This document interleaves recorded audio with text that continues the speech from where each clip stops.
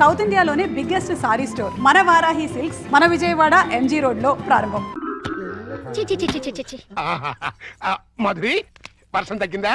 వరదలు తగ్గాయా? వరద లేదు బురద లేదు. అదేంటి? మాడాకన్నా 3 తెప్పించొచ్చు కానీ మీ అల్లుడి గారికి మాత్రం 3 తెప్పించలేము. ఆయన నేనే కాదు డాక్టర్ సమరం గారు కూడా బాగు చేయలేరు. అంటే లోపల ఏం జరగలేదా? చాలా జరిగింది. ఏం జరిగింది? నా ఫిగర్ చూసారా? లోపలికి పిలిచారు. అంతవరకు మేము ఫాలో అయ్యాం. ఆ తర్వాత ఏం జరిగింది? దగ్గరికి రమ్మన్నారు. వెళ్ళాను. తర్వాత షర్ట్ పైకెత్తా. నెక్స్ట్ లుంగి లూజ్ చేస్తా. తర్వాత లోపల నుంచి మొలతాడు తీసా. మొలతాడు తిట్టి అవును మొలతాడు దిగినందుకు దానికున్న పిన్నీస్ తీసి నా చేతిలో పెట్టి బయట జారిపోతుంది పెట్టుకో అన్నారు. ఈ టాలెంట్ ఇంకెవరికైనా చూపించుంటే ఈ పాటికి ఇల్లాలనే నెల తప్పేదాన్ని. వస్తా. ఇదిగో మాధురి మాధురి మాధురి, ఇదేంట్రా కదట్ట అడ్డం తిరిగింది? అడ్డమైన పనులు చేస్తే ఇలాగే అడ్డం దొరుకుతుంది. ఇలాంటి పనులు చేయడానికి మీకు సిగ్గు లేదు? లేదు, నా కూతురు నిన్ను కాదని నీతో తెగదంపులు చేసుకున్న రోజున నా సిగ్గు సొగం చచ్చిపోయింది. కన్న కూతుర్ని కన్న తండ్రిని కాదనుకుని వెళ్ళిపోయిన రోజున నాలో సిగ్గు పూర్తిగా చచ్చిపోయిందయ్యా. అందుకని ఇలా డాఫర్ పనులు చేస్తారా? ఏం చేయమంటావయ్యా? వయసుండి అందముండి ఆస్తుండి అర్హత ఉండి నీ జీవితాన్ని నాశనం చేసుకుంటున్నావు. పెళ్లి చేసుకోమంటే చేసుకోనంటున్నావు. అయిన పెళ్లి చాలు. పెళ్లి అవసరం నీకు లేకపోవచ్చు, కానీ తల్లి అవసరం నా మనవరాలుకుంది. నా కూతురు చేసిన తప్పుకి నువ్వు శిక్ష అనిపిస్తున్నావు, నువ్వు చేసిన తప్పుకి నీ కూతురు శిక్ష అనిపిస్తుంది. నా మాట విని పెళ్లి చేసుకో, దానికి తల్లిని తెచ్చిపెట్టు. ఆ వచ్చే తల్లి దెయ్యం అయితే నీ నీడ పడితే దేవతగా మారుతుంది. దేవతగా మారేనా? నీ కూతురు వెళ్ళిపోయింది. ఛీ! అది అసలు ఆడదే కాదు. మరో ఆడది నా బిడ్డకి తల్లి కాలేదు. ప్రతి ఆడది నా కూతురులా ఉండదయ్యా. చూడండి, నా మీద మీకు ప్రేమ ఉంటే ఇంకెప్పుడు ఇలాంటి పని పిల్లలు తీసుకొచ్చి పనికి మాల పనులు చేయకండి. అది కాదు బాబు. బాబు, ఏమండి దీన్ని బట్టి మీకు ఏమర్థమైంది? ఇతని జన్మలో మళ్ళీ పెళ్లి చేసుకోడని. అదే మరి మిడిల్ డ్రాప్ అంటే. ఏంట్రా నీ గొడవ? అల్లుడు గారు వెళ్లే ముందు డైలాగ్ వేశారు, దాన్ని మీరు క్యాచ్ చేయలేదు. ఏంటది? నా మీద మీకు నిజంగా ప్రేమ ఉంటే ఇలాంటి పని మనుషులు తీసుకొచ్చి పనికి మాల పనులు చేయకండి అన్నారు. అంటే దాని మీనింగ్ ఏంటి? ఏంటి? సంసార పక్షంగా ఉన్న వాళ్ళని తీసుకొస్తే నేను ఒప్పుకుంటానని ఇండైరెక్ట్ గా చెప్పేశారనమాట. అలాగా? అయితే పద, అల్లుడు లెవెల్కి తగ్గ సంబంధం తీసుకొద్దాం. పద.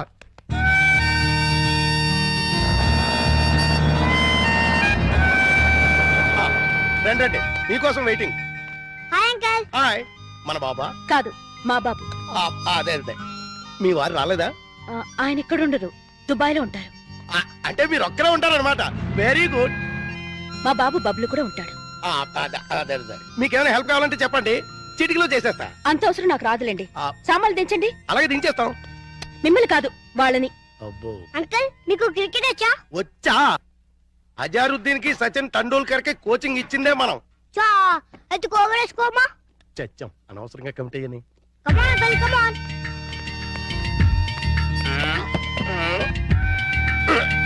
అబ్బో, గట్టిగా తగిలిందా అంకల్? అబే పూల మెత్తగా తగిలింది. అయితే కోబాలే. ఇప్పుడు అసలు వాటం చూస్తుంటే కొట్టరాని చోట కొట్టిన చేత అక్కాయో అక్కాయో అనిపించేలా కనబడుతున్నాడు. అయిపోయాడు గుంటడు.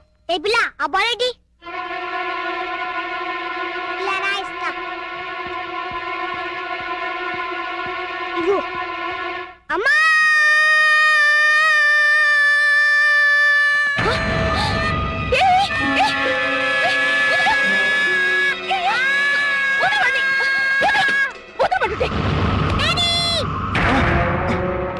ఏంటమ్మా, ఏమైంది? అన్నం తోసేసింది. ఎవతది? ఓహో, నువ్వా? ఆహా, తమరి కూతురా? మా పాపను ఎందుకు తోసావు? మా బాబుని కొరికినందుకు. కొరికితే తోసేస్తావా? లేకపోతే ముద్దెట్టుకుంటారా? అసలు లోపలికి ఎవరు రానిచ్చారు? ఈ అమ్మాయి ఎవరో కాదు, ఆ? ఇప్పుడే మీ ఎదురింట్లో అద్దెకి దిగింది. వాట్? ఎదురిల్లు దీనికి అద్దెకిచ్చారా?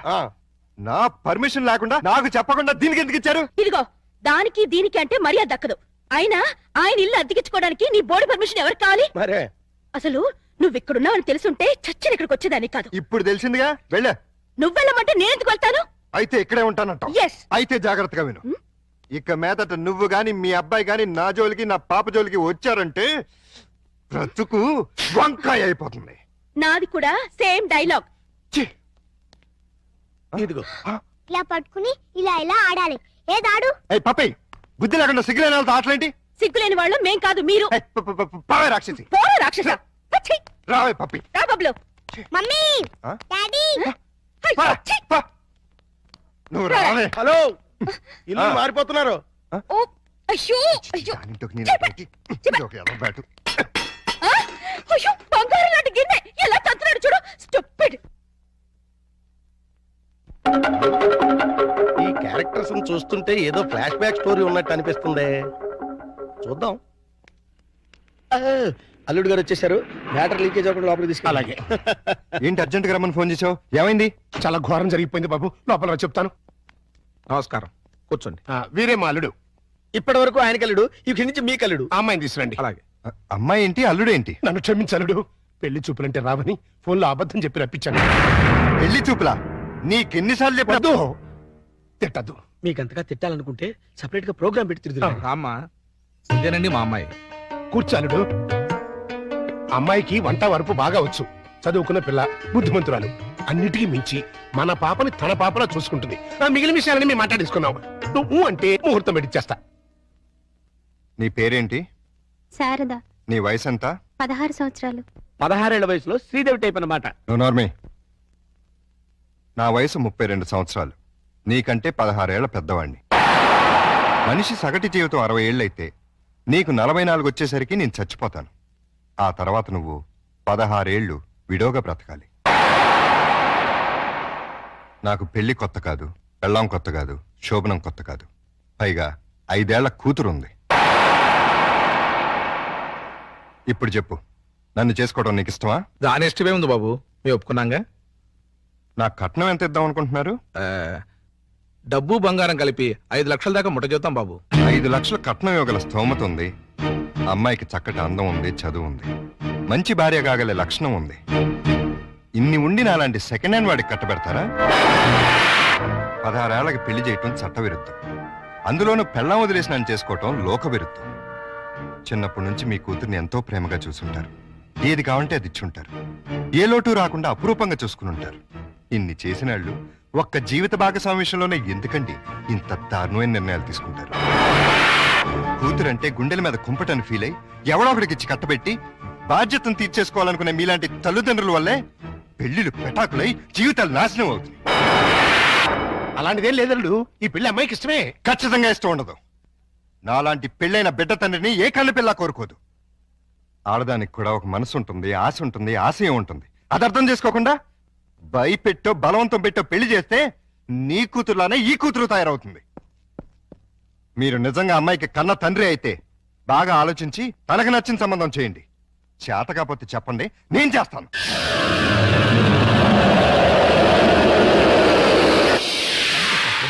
Good morning good morning. Good morning. ఏంటి అంత రెడీయా? అంతా రెడీ సార్. హీరోయే లేడు. ఏమయ్యాడు? నేనే ఎందుకు లేని పంపించేశాను. ఏ ఆ హీరో వేషం నే వేద్దామని. చండాలంగా మీరు హీరో ఏంటండి? అంటే నేను కామెడీ వేషాలు తప్ప హీరో వేషానికి పనికిరానా? పిచ్చేషాలు వేయడానికి తప్ప ఎందుకు పనికిరారు. ఇదిగో నువ్వు వెళ్ళే మాణిక్యం పిలుచురా. అల్లుడు, నువ్వు చేసిన పని ఏమన్నా బాగుందా? ఏది మా ఓనర్కి వేషం ఇవ్వబడదు. కాదు, బంగారం లాంటి పిల్లని పెళ్లి చేసుకోబోయే మగడ అంటే ఆ పిల్లకి ఇంకో మొగుని చూస్తాను అంటాం. నేను పెళ్లి చేసుకోనని 1,00,000 సార్లు చెప్పాను. చేసుకోమని 1,00,00,000 సార్లు అడిగాను. అసలు పెళ్లి మీద నాకు లేని ఆశ నీకెందుకు? దాన్ని కని నీ కట్టబెట్టి నీ జీవితాన్ని నాశనం చేశాను కాబట్టి. నా కూతురు చేసిన తప్పుకి నువ్వు శిక్ష అనుభవిస్తుంటే చూడలేకపోతున్నాను కాబట్టి. అల్లుడు, దయచేసి పెళ్లి చేసుకో. నేనొట్టి మొగాడిని కాదు, మొగుడిని, తండ్రిని. అయితే ఏమైందండి? మళ్ళీ పెళ్లి చేసుకుంటే మళ్ళీ మొగుడు కావచ్చు, మళ్ళీ తండ్రి కావచ్చు. నేను మరో కన్నిమెళ్ళలో తాళి కట్టి ఈ సెకండ్ హ్యాండ్ భర్తతో నేను కాపురం చేసేదని అనుక్షణం అమ్మాయి బాధపడేలా నేను చేయలేను. ఇక ఈ మనిషిని మార్చడం నా వల్ల కాదు. మరి అదే నా తొట్లో తొందరపాటు. రామాయణంలో ఎన్టీ రామారావు రావణాసుడు వేషం వేస్తే సీతక మైరాగం రాముడు వేషం వేసిన హర్నాథ్తో పోతానంటుంది అన్నట్టుంది. కాస్త అర్థమయ్యేట్టుగా చెప్పి చావు. మీరు ఇంకా క్యాచ్ లేదన్నమాట. క్యాచ్ చేయడానికి బాలెవరేశారా? మీ అల్లుడు గారు ఆయన చెప్పిన లాస్ట్ లాగేంటి? ఏంటి? కన్నె మెడలో తాళి కడితే ఆ పిల్ల ఇతన్ని సెకండ్ హ్యాండ్ మొగుడిగా ఫీల్ అవుతుందని ఈయన ఫీల్ అవుతున్నారు. అంటే దాని అర్థం ఏంటి? ఏంటి? ఏంటండి కన్నె గారి పిల్లని చూడండి అని. కన్యగాని పిల్ల అంటే ఏదైనా కేసును చూడమనే? మీతో అదే అలాగే విడాకులు తీసుకున్న పిల్లలు చూడండి అని. విడాకులు తీసుకున్న పిల్లలు ఎక్కడ దొరుకుతారా? అమెరికాలో అయితే కుప్పలు కుప్పలుగా దొరుకుతారు. ఇండియా సంగతి చెప్పు. ఓ పని చేద్దాం, విడాకుల కేసు కోసం కోర్టుకు వెళ్దాం. మనకి పెళ్ళాలే లేరు, విడాకులు ఎవరు ఇస్తారు? అయ్య బాబాయ్, జోక్ లేకండి బాబు, లాఫింగ్ చేయలేక చచ్చిపోతున్నాను. అది కాదురా. మూసుకుని నన్ను ఫాలో అవ్వండి. కమాన్.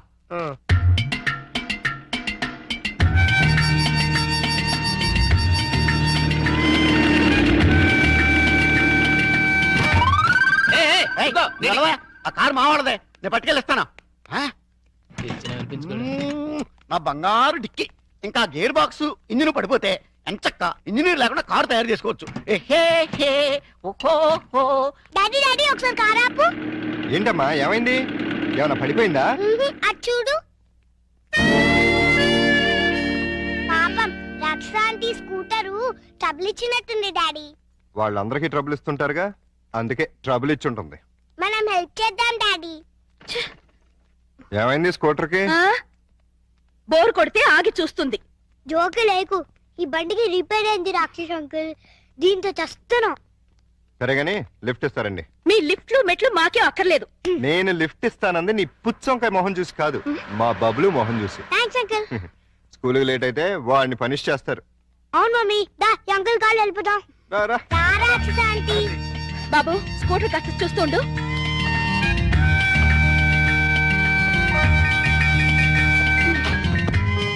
హలో, నేనేం మీ డ్రైవర్ని కాదు, వెనకాల సీట్లు తన్ని పెట్టి కూర్చోడానికి. వచ్చి ముందుకొచ్చా. ముందు సీట్లో మీ పక్కన కూర్చోడానికి నేనే మీ పెళ్ళాని కాదు. నేనేమందుకు రమ్మల్లా. ఇగో మీ ఇద్దరు తర్వాత కొట్టింది కానీ ముందు మా స్కూల్ దగ్గరికి పడండి. రా వచ్చి కూర్చో. ఏ తింగర ఏంటిది, సీట్ అనుకున్నావే అనుకున్నావు.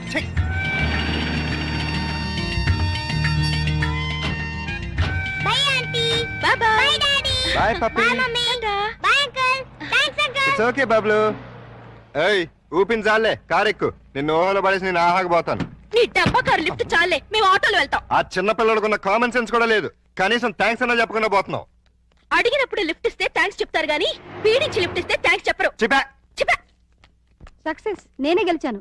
విడాకులు శాంక్షన్ అయిపోయాయి. చూడండి చూడండి, సూపర్ గా చక్కగా ఉంది. మాట్లాడిస్తే అల్లుడు గారికి కరెక్ట్ గా సరిపోతుంది. థ్యాంక్స్ అండి, మీ మేలు జన్మలో మర్చిపోలేం. It's all right. కంగ్రాచులేషన్స్ అమ్మా. థ్యాంక్స్ అండి. మీరు మీతో రిలేషన్షిప్ కలుపుతున్నాను. ఓహో. ఇప్పుడు విడాకులు శాంక్షన్ అయిపోయింది కదా, మళ్ళీ పెళ్లి చేసుకోవచ్చా? తప్పేముంది, తప్పకుండా చేసుకోవచ్చు. బాస్, నువ్వు నాకు బాగా నచ్చావమ్మా. అయితే పద. ఎక్కడికి?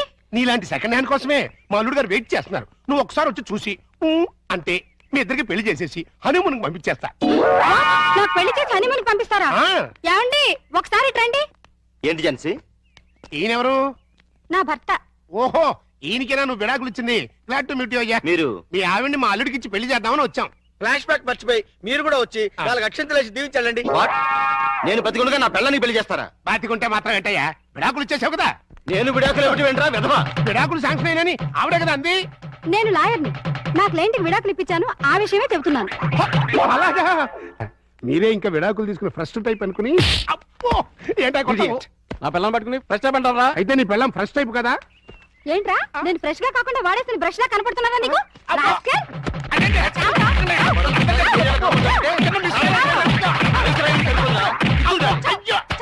ఇంకొకసారి ఇలాంటి వెధవేషాలు వేసావంటే ప్రాణం తీస్తాను. అమ్మా, కొడితే కొట్టావు గాని నువ్వు విడాకులు ఇప్పించిన కేసు ఎవరో చెప్తావా? అదిగో ఆవిడే. ఆహా. నువ్వా? ఈ వయసులో నీకు విడాకులు ఏంటి తల్లి? లేకపోతే ఎంతో ముచ్చటపడి షష్టి పూర్తి చేసుకుంటానంది మా మామ. కట్నం ఇస్తేనే గాని తాళి కట్టనన్నాడు మా తాత. అంతే, కోపం వచ్చి విడాకులు ఇచ్చేసింది. சார் என்னோட டிவிக்காக ஒரு ஸ்பெஷல் ப்ரோக்ராம் பண்ணேன் சார் நீங்க. சார் தேங்க்யூ சார், ரொம்ப தேங்க்ஸ் சார். ప్రియా ஒரு శుభవార్త, రజనీకాంత్ సారే మన టీవీకాగా ఒక ప్రోగ్రామ్ చేయబోతారు. ఆహా, మీరు అలాంటి ప్రోగ్రాంలే చేయండి. ఇప్పటికే మన టీవీకి డబ్బింగ్ టీవీ అని పేరు వచ్చింది. அப்படியா? సరే, రేపు నాకు 4 కెమెరాలు కావాలి సార్. ఎదుకు? మొన్న సెలెక్ట్ అయిన మిస్ ఇండియా రేపు ఫంక్షన్ కి వస్తుంది. ఆ ప్రోగ్రామ్ ని కవర్ చేయాలి. అదికి ఒక కెమెరా చాలే. ఈ ప్రోగ్రామ్ ని ఆహా ప్రతాప్ కూడా కవర్ చేయబోతున్నాడు. వాళ్ళకన్నా బాగా కవర్ చేయాలంటే మనకి మినిమం 4 కెమెరాస్ కావాలి. అప్పుడే మిస్ ఇండియాని డిఫరెంట్ యాంగిల్స్ లో కవర్ చేయగలుగుతాం. அப்படியா? అయితే ప్రొసీడ్.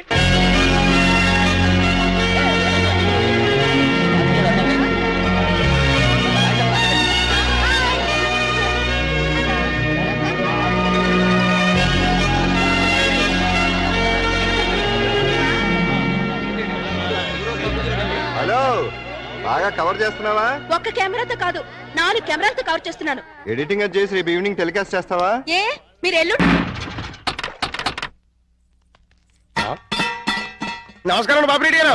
ఎలా రావడం? అవునండి. ఏమయ్యా లవంగం, ఎవరి లేడీస్? మాధురి దీక్షిత్ అని మా ఊరేలండి. ప్రతాప్ గారి ఇంట్లో పని చేయడానికి వచ్చింది. Very good. అంటే ఈ రోజు నుంచి ఇక్కడే ఉంటుంది అనమాట. చూసారా మా సుందరముడు గారు మిమ్మల్ని ఇలా చూస్తుంటే తన సొంత చెల్లెలు చూసుకుంటే హ్యాపీగా ఫీల్ అవుతున్నారు. ఆ చెల్లెలు అంటే అసహ్యంగా ఆ పోనీ కూతురు అనుకోండి. నాకు ఈ వయసులో కూతురు ఏంటండి? నా వయసు ఎంత అనుకుంటున్నారు? అబ్బాస్ కంటే 2 నెలలు ఎక్కువ. గుమ్మడి గారి కంటే 2 నెలలు తక్కువ. మరే ఎవరిగా? అంటూ తమ్మంటే ఇక్కడేం చేస్తారు? కొబ్బరి పీసు పెడతావు. వారం రోజులు ఉంటారా? ఉంటాను. టచ్ లో ఉంటానులేండి. పప్పి చెట్టు తల్లి కన్న తల్లి బాగున్నావమ్మా? మా బంగారు తాత నువ్వు వచ్చావుగా ఇంకేం బాగుంటాను. అబ్బబ్బ, కార్తూలు అల్లుడు గారు. మామగారు. అబ్బో ఇక్కడే ఉన్నారా? ఎలా ఉన్నారు? అబో యావరేజ్. నిన్నగా వెళ్ళారు, ఈ లోపల ఏమైపోతానని వచ్చేసారు. చెప్తా. ఇదిగో మాధురి దీక్షతో దా రైట్లకి పెట్టొచ్చే. నేను చెప్పానే మా అల్లుడు గారని. ఈయనే. ఎవరి అమ్మాయి? పాపం పేద పిల్ల, పని కావాలంది. ఎలాగో ఆర్థికులేని సంసారం కదా, నీకు సాయంగా ఉంటుందని తీసుకొచ్చా. నాకెవరు సాయం అక్కర్లేదు, నా పని నేను చూసుకుంటాను. అలా అనకండి సార్. లేడీస్ లేని ఇంట్లో జెంట్స్ డిఫికల్టీస్ చాలా ఉంటాయి. తనుంటే అవన్నీ తీరిపోతాయి. అవును బాబు, చక్కగా ఇల్లు ఉడుస్తుంది, వంట చేసి పెడుతుంది, బట్టలు ఉతుకుతుంది, ఒళ్ళు రుద్ది పెడుతుంది. ఒక్క మాటలో చెప్పాలంటే పని మనిషిగా కాదు, మన మనిషిగా ఉంటుంది. నాకే మనిషి అక్కర్లేదు. పాపం పూర్ ఫ్యామిలీ సార్. వీళ్ళ అమ్మకి షుగరు, నాన్నకి లివరు, అన్నకి అల్సర్, అక్కకి క్యాన్సర్, చెల్లికి ఫీవరు. టోటల్ గా ఫ్యామిలీ అంతటికి ఈవిడ హెల్పర్. సింపుల్ గా ఆ అమ్మాయి క్యారెక్టర్ చెప్పాలంటే అంతులేని కథలో జయప్రద టైపు. అలా అని చెప్పి జీతం కూడా పెద్దగా ఇవ్వక్కలేదు. నెలకి 200 ఇస్తే చాలు.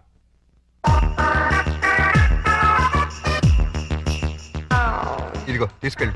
సారీ అల్లుడు, అలా ఊరికే ఇస్తే తీసుకోదు. కష్టపడి సంపాదించాలనే మోడల్. ఈ ఇంట్లో ఉండేది పప్పి నేను. ఏం పనులు ఉంటాయి ఇక్కడ? ఉన్న పనులే చేస్తుంది. కాదను కల్లుడు. సరే ఏదో ఒకటి చేయండి.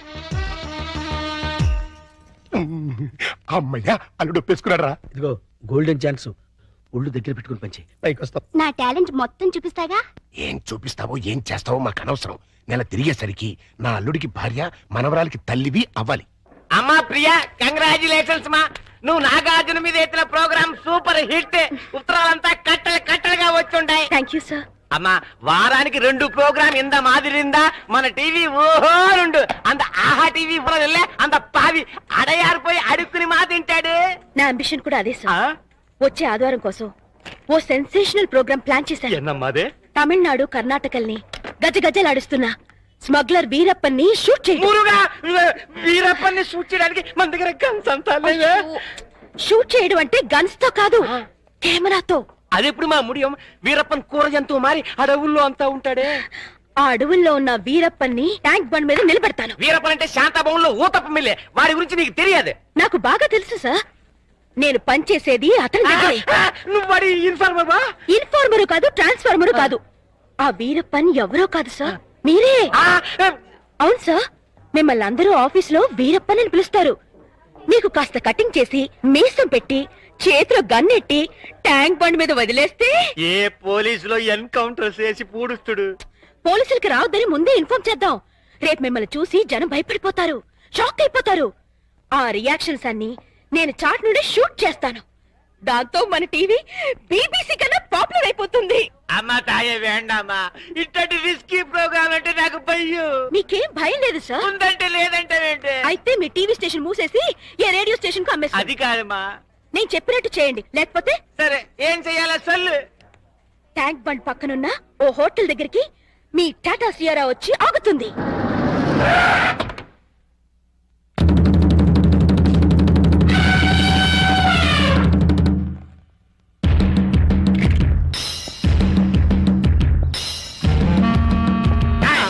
నానెవడో తెలుసా?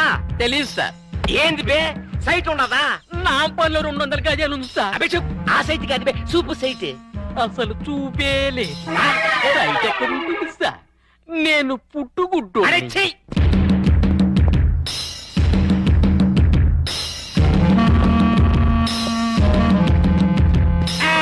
ఎక్కడ వాళ్ళంతా అక్కడ ఉండాలి. ఇలా చుట్టడమే. నానెవడో తెలుసా? నువ్వెవరో నీకే తెలియనప్పుడు మాకెలా తెలుసు? నానెవరో నాకెందుకు తెలియదు. గంధపు చెక్కల స్మగ్లర్ వీరప్పన్. వీరప్పన్ అయితే కర్ణాటక అడవుల్లో ఉండాలి కానీ ఇక్కడేం పని? లొకేషన్ బోర్ కొట్టినది పా, అందుకని ఫ్రెష్ గా ఉంటుందని ఆంధ్రాకి వచ్చినాను. సంజయ్, సంజయ్ టైట్ గా జూమ్ ఫార్వర్డ్ చేయి. సొల్లు నువ్వు ఆహా టీవీ చూస్తువా ఓహో టీవీ చూస్తువా?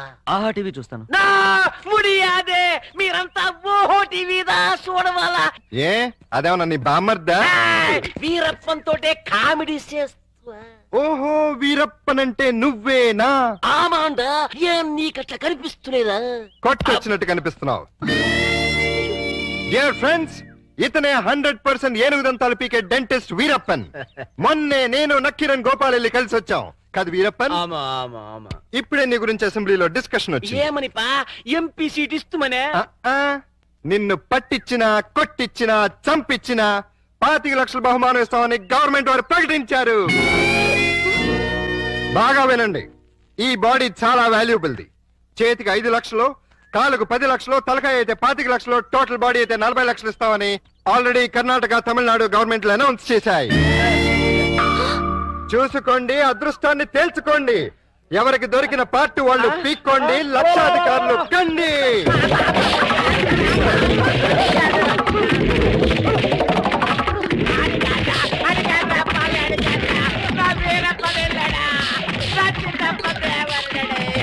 అబద్ధం, వాడ వీరప్పన్. ఆగండి, ఆయన వీరప్పన్ కాదు. వాళ్ళు చేసి నువ్వు పట్టేసుకుని డబ్బులు కొట్టేద్దామనా? మీరు కంటిన్యూ అవ్వండి ఫ్రెండ్స్. ఆగండి, చెప్పేది వినండి. ఆయన వీరప్పన్ కాదు. ఆయన వీరప్పన్ కాదు, ఓహో టీవీ ఓనర్. నిజమా? ఆమాండా మగడా కావాలంటే మరి ఈ గడప ఎందుకేశారు?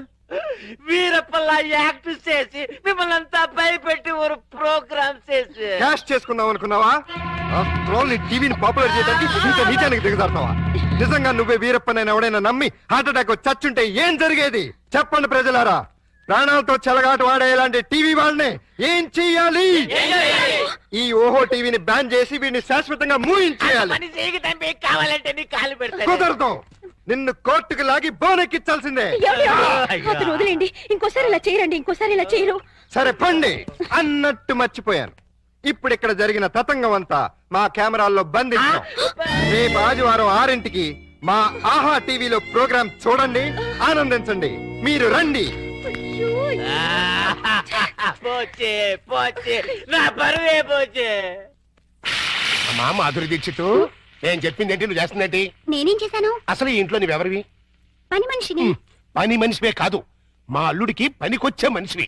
ఈ వంట పనులు టెంపరరీ. టాలెంట్ మొత్తం ఒకసారి చూపించేస్తే భయపడిపోతారేమోనని ఇన్స్టాల్మెంట్స్ లో ప్రొసీడ్ అవుతున్నా. నువ్వు ఇలా ఇన్స్టాల్మెంట్ మీద ప్రొసీడ్ అవ్వు, ఈ లోపానికి 60-70 ఏళ్ళు వచ్చేస్తాయి. నువ్వు ఈ మిక్సీ పనులు ఆపేసి ఆ పనులు మొదలెట్టు. అదిగో కార్ సౌండ్ వచ్చింది, అల్లుడు గారు వచ్చేట్టున్నారు. నువ్వు ముందు పనులు దిగిపో.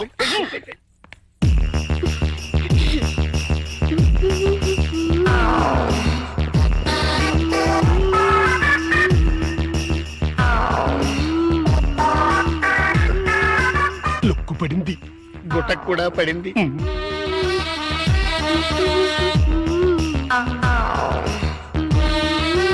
వాతావరణంలో మార్పు వచ్చింది.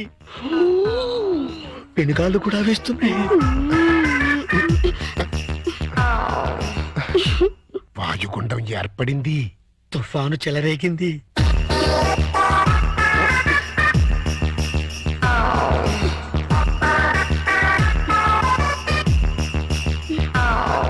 ఇదిగో మాధురి దీక్షిత్, ఒక్కసారి లోపలికి రా. తుఫాను తీరాన్ని తాకేసింది. ఇంకా వరదలే వరదలు. ఏంటి, ఎక్కడికి వెళ్తున్నారు? ఇమాజినేషన్ లోకి. అయితే నేను వస్తా, ఇద్దరం కలిసి వెళ్దాం. ఒక సాంగ్ కలిసి వస్తుంది. అయితే పద పద.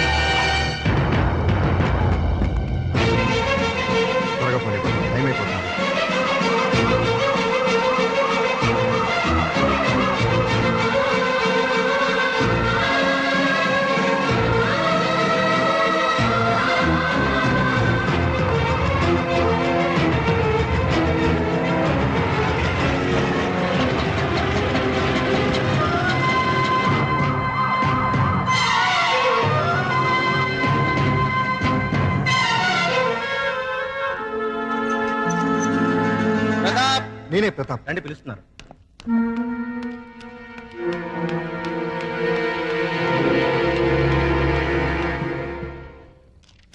విడాకులనేవి మన సంస్కృతి కాదు, పాశ్చాత్య ప్రభావంతో మన దేశానికి వచ్చిన అంటువ్యాధి.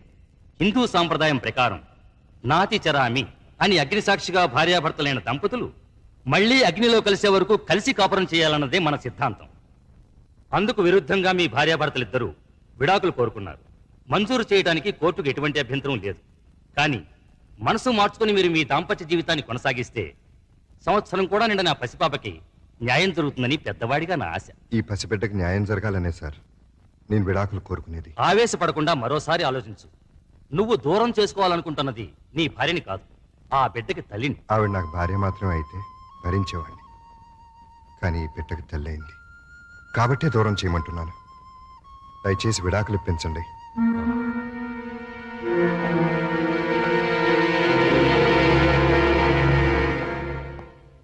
కంగ్రాచులేషన్స్ ప్రియా. బాబు పుట్టినందుకా సార్? కాదు, వీడి బాబు పీడ విరగడైనందుకు కోర్టు నీకు విడాకులు మంజూరు చేసింది. Thank you very much. అసహ్యంతో తాళి బంధాన్ని తెంచుకుని వాడికి దూరం అయ్యాను. ప్రేమతో పేగు బంధాన్ని తెంచుకుని వీడికి దగ్గరయ్యాను. ఒరే నాన్న, పుడుతూనే పుట్టెడు దుఃఖాన్ని తీర్చేసావు కదరా. ఇదంతా నువ్వు తెచ్చిన అదృష్టం. ఈ క్షణం నుంచి నీకు తల్లి తండ్రి అన్ని నేనే.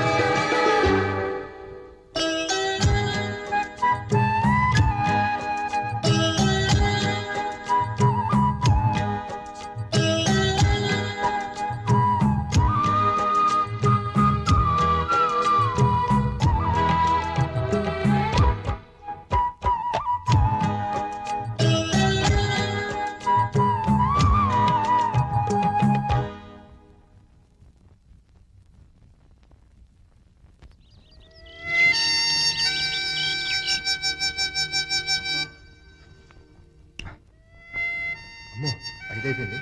మేడం తెల్లారింది లేవండి.